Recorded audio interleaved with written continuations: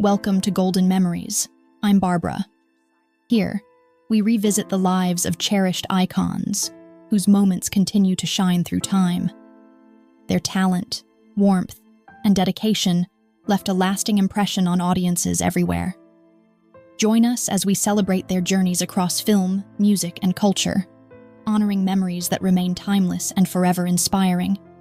Arlene Frances Sorcin, born on October 14, 1955, was an American actress, screenwriter, television presenter, and comedian whose career left a subtle but meaningful mark on both television and popular culture.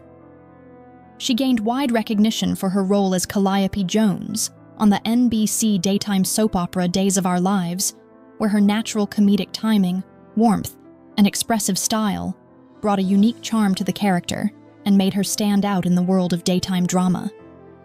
Beyond acting, Sorcin had a far-reaching influence that extended into animation and comic book history in a very unexpected way.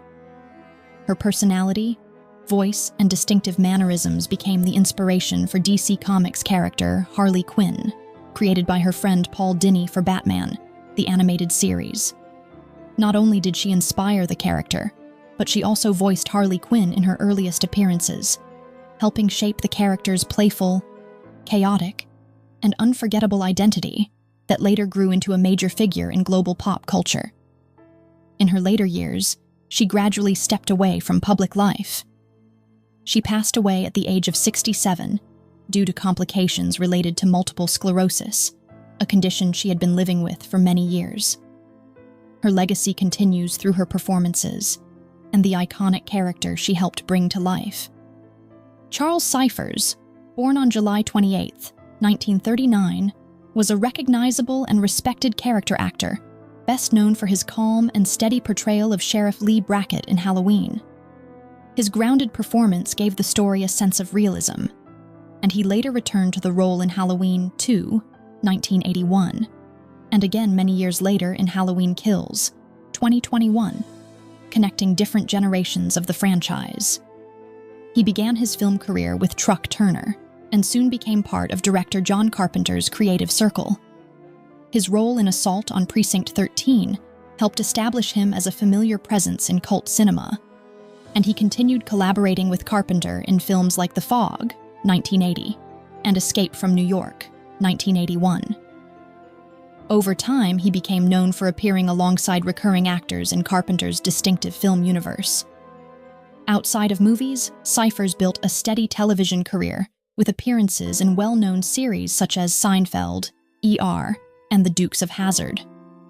He also had recurring roles, including in Nick Freno, Licensed Teacher, showing his range across comedy, drama, and procedural storytelling. Charles Cyphers passed away at the age of 85. While details about the cause were not publicly shared, his long career left behind a body of work that quietly helped define classic American horror and television storytelling. Dave Mason, a founding member of Traffic, left a lasting mark on rock music with his soulful voice, distinctive guitar work, and songwriting that blended emotion with technical skill. Born David Thomas Mason on May 10, 1946 in Worcester, he developed an early love for music influenced by blues, jazz, and the emerging rock scene. This foundation helped him build a unique style that stood out from a young age. In the late 1960s, he co-founded Traffic alongside Steve Winwood, Jim Capaldi, and Chris Wood, contributing to the band's innovative mix of rock, jazz, and folk.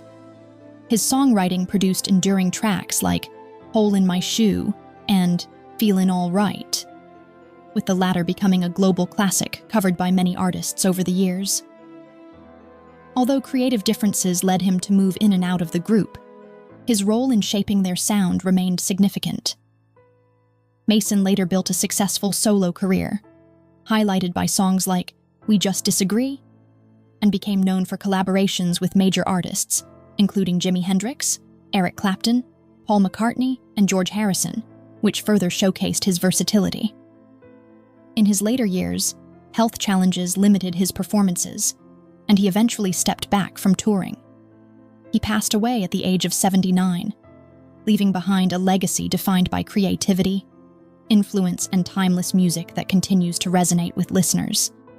Allan Coe lived a life that didn't follow a traditional path, especially in a genre often associated with polished stories and predictable careers.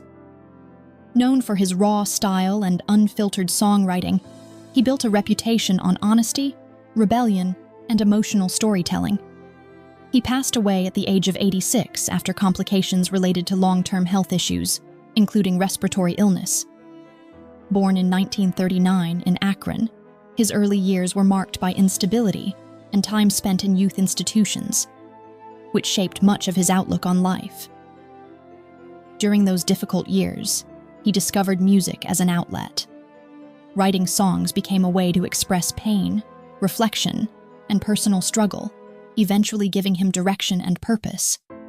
In the late 1960s, he moved toward Nashville with very little support, but strong determination. He spent time living in unusual circumstances while trying to break into the music scene, performing wherever he could. His breakthrough came through songwriting, especially when "Take This Job and Shove It" became a major hit for another artist, proving his writing had wide appeal. He later became associated with the outlaw country movement, alongside artists like Willie Nelson and Waylon Jennings, known for music that challenged industry norms. While his career included both success and controversy, his work remained distinct for its storytelling and honesty.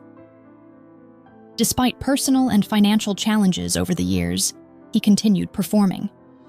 His legacy is remembered as complex but authentic, shaped by persistence, individuality, and a refusal to conform. The entertainment community has been deeply saddened by the loss of 17-year-old Emily Gold, a talented cheerleader and dancer who appeared on a recent season of a televised talent competition.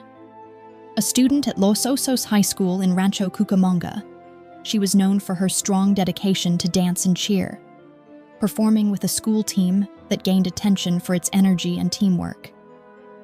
Reports from local authorities confirmed that she was found near the 210 freeway on September 13th, and her death was later ruled a suicide.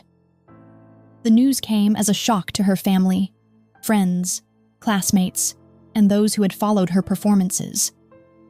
Only weeks before her passing, Emily and her team had advanced to the quarterfinals of the competition. Although they were later eliminated, her stage presence and enthusiasm continued to be remembered by viewers who had seen her perform. Those who knew her described her as hardworking, passionate, and deeply committed to her craft. In the aftermath of her passing, a fundraising effort was created to support her family during this difficult time.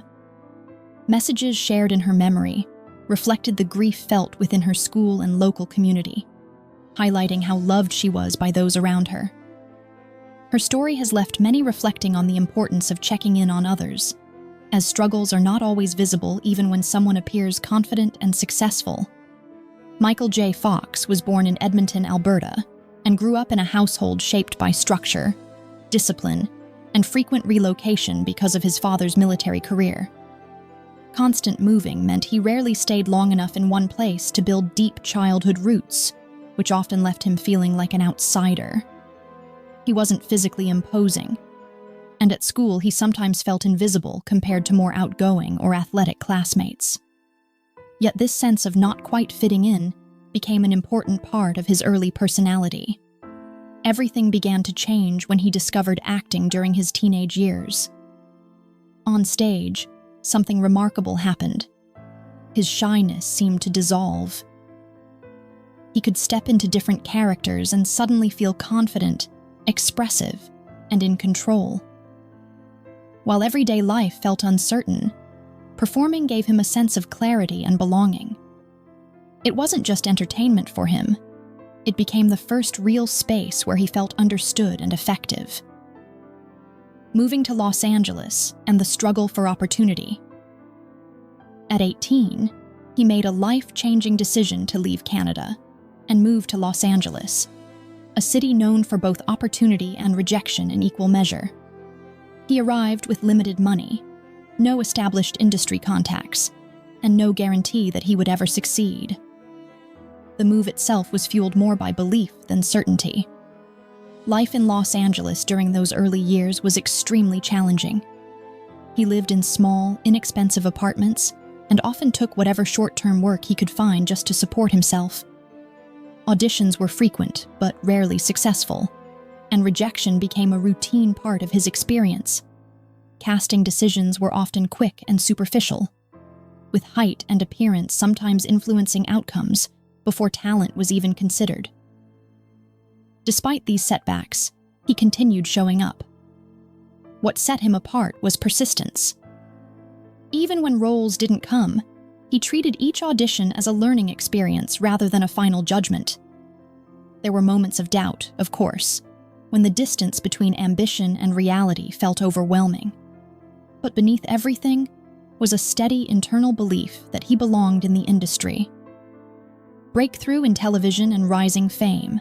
His breakthrough came when he was cast as Alex P. Keaton in a television sitcom that quickly gained national attention. The character was written as a sharp, ambitious teenager with strong political opinions, often clashing humorously with his on-screen family. What made the role stand out was not just the writing, but his performance. He brought a unique energy to the character, quick timing, emotional depth, and a natural sense of humor that felt effortless. Audiences responded immediately. The character became one of the standout elements of the show, and what was originally intended as an ensemble cast gradually shifted focus toward him. As the show grew in popularity, so did his recognition. Awards followed, along with increasing media attention. He transitioned from being relatively unknown to becoming one of the most recognizable young actors on television. Despite this rapid rise, he continued working intensely, often focusing on improving his craft rather than simply enjoying fame. The success also opened new doors. Film opportunities began to appear, and his career expanded beyond television. Yet even as his visibility increased, he remained grounded in work ethic. The momentum of this period would soon carry him into one of the most defining roles of his life. Back to the Future and global stardom. His role as Marty McFly in a science fiction film about time travel became a defining moment in his career. The film combined humor, adventure, and emotional storytelling in a way that resonated with global audiences. His performance played a major role in that success. Marty McFly wasn't just a character. He became a cultural figure. The combination of youthful energy, charm, and relatability made the role iconic. Audiences connected with him instantly, and the film's success far exceeded expectations. It became one of the most influential films of its era, shaping pop culture for years to come. The production process itself was extremely demanding. He often worked long hours balancing multiple projects at once, which required significant physical and mental endurance. Despite this pressure, he maintained consistency in performance, showing remarkable discipline. As the film's popularity grew, so did his global recognition.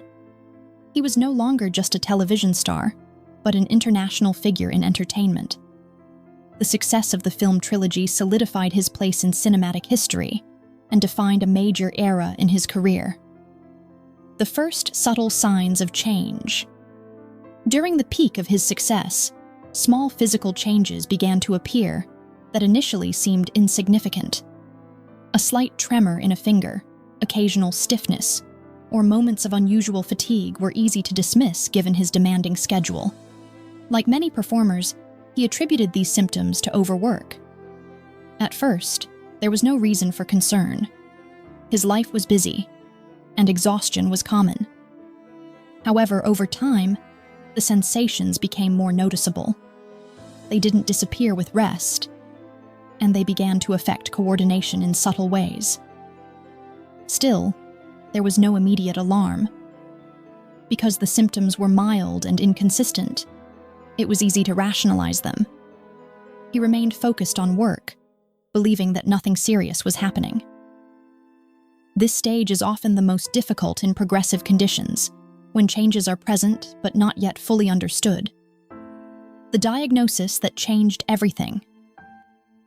After medical evaluations and increasing concern, he was diagnosed with young-onset Parkinson's disease in his late 20s. The condition is a progressive neurological disorder that affects movement, coordination, and muscle control. The diagnosis meant that the symptoms he had been experiencing were not temporary. They were part of a long-term condition. The emotional impact was significant. He was at a stage in life where his career was expanding, and his personal life had recently changed with marriage and fatherhood. The idea of a progressive condition introduced a level of uncertainty that was difficult to process. In that moment, everything familiar felt different. The future, once planned in terms of roles and opportunities, now required reconsideration. It wasn't just a medical diagnosis, it was a turning point that required emotional adjustment as much as physical adaptation.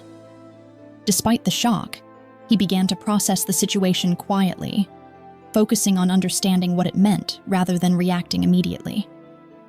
That early period of reflection would later shape how he chose to manage both his personal and professional life, choosing privacy and continuing work. After receiving the diagnosis, he made the decision to keep it private. In the entertainment industry, public perception can strongly influence opportunities, and he feared that disclosure might affect his ability to work. This led to a long period of managing his condition quietly. During this time, he continued acting while carefully adapting to symptoms behind the scenes. On set, he developed strategies to maintain performance, including timing medication and adjusting movements to reduce visibility of tremors. These adjustments required constant attention and discipline. There were challenges, especially as symptoms became more unpredictable. However, he remained committed to his work and continued delivering performances that audiences appreciated. From the outside, his career appeared steady, even as he was managing significant personal difficulty. Going public with the truth. After years of living privately with his diagnosis, he eventually made the decision to share it with the world in a televised interview. This was not an impulsive choice. It came after a long period of weighing fear, responsibility, and the growing difficulty of maintaining privacy as symptoms became harder to conceal. When he finally spoke openly, the message itself was simple, but the moment carried enormous emotional weight. He confirmed that he had been diagnosed with Parkinson's disease years earlier and had been managing it quietly while continuing his career. What stood out in how he spoke was not panic or despair, but calm clarity. He didn't present the diagnosis as the end of anything, but as part of a larger life reality he had been learning to live with. He spoke about family, gratitude, and the importance of continuing forward rather than focusing only on loss. That tone surprised many viewers. Instead of being framed purely as tragedy, the conversation shifted toward understanding and awareness. The public reaction was immediate and widespread. Many people expressed admiration for his honesty, especially those who were also living with chronic conditions. For them, seeing someone well-known speak openly helped reduce feelings of isolation. It changed how the public conversation around the disease was shaped, moving it away from silence and toward recognition and empathy. Public response and changing perceptions. Following his announcement, the response from the public was deeply emotional and largely supportive. For many families affected by neurological conditions, his openness created a sense of visibility they had rarely experienced before. People who had previously struggled in silence felt that their experiences were finally being acknowledged in a broader cultural space. At the same time, his disclosure inevitably changed how parts of the entertainment industry viewed his career. While respect for his work remained strong, practical concerns around insurance, scheduling, and physical demands began to influence the types of roles offered to him. This created a shift where acting opportunities became more selective and less frequent. However, the broader cultural impact outweighed these limitations. His willingness to speak openly helped challenge long-standing stigma around chronic illness. It encouraged more public conversations about disability, visibility, and the reality that many conditions are not immediately obvious from the outside. Over time, his story began to represent something larger than entertainment. It became an example of how visibility can reshape understanding. People didn't just see a performer speaking about illness. They saw a reminder that identity is not defined by diagnosis alone, and that life continues in meaningful ways even after major change. Stepping back from acting and refocusing life. As the condition progressed, he gradually reduced his involvement in acting. This was not a single decision, but a slow transition, shaped by changing physical needs and shifting priorities. The demands of filming schedules became harder to balance with managing health, and over time, stepping back became a practical necessity. Rather than viewing this shift as an ending, he approached it as a change in direction. Acting had been a central part of his identity for decades, but it was no longer the only focus. Family life, health management, and advocacy work began to take a more central role. This transition allowed him to redirect energy into areas that felt more sustainable long-term. While the pace of acting slowed, his public presence did not disappear. It simply evolved into a different form. Instead of performing characters, he was now contributing through speaking, writing, and advocacy. This phase of life reflected acceptance and adaptation. It showed that identity is not fixed to one profession or era. Even as one chapter closed, another opened with a different kind of purpose, focused less on performance and more on impact, legacy, resilience, and continuing impact. Over time, his journey came to represent more than a career in entertainment. It became a broader example of adaptation, resilience, and purpose evolving through changing circumstances. His life story is often seen as a combination of early artistic success and later dedication to advocacy and research support. Rather than being defined by a single phase, his legacy spans multiple dimensions. His work in entertainment remains influential, but so does his contribution to raising awareness and supporting scientific progress. These two aspects together create a more complete picture of his impact. Even as the condition progresses, he continues to participate in efforts that support research and public understanding. His visibility has helped keep attention on a disease that affects millions of people worldwide, encouraging both empathy and action. Ultimately, his story is not framed by limitation, but by continuation. It shows that a life can change direction dramatically and still remain meaningful. The lasting impression is not only of what was achieved in the past, but of what continues to be built through persistence, openness, and commitment to helping others.